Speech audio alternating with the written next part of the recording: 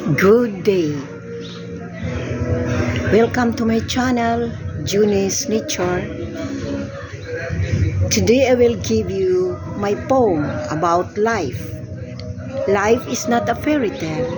It is not a work of magic, nor a work of miracle.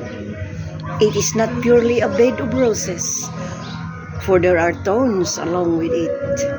For the real players are the Creator, and you, the doer of life too. God bless you if you call Him.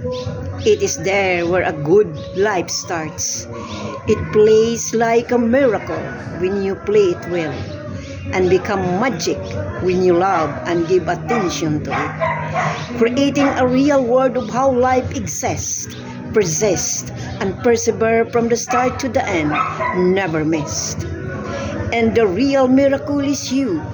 No more magic, nor is the fairy tale, for life is real, an experience to feel and test the sweetness and bitterness of life living person.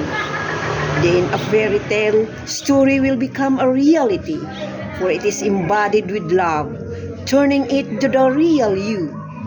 Live well, lead a good life with a good virtues around you, and you can make magic out of the blue. Wake up and stand up and see what the real world has seen in you.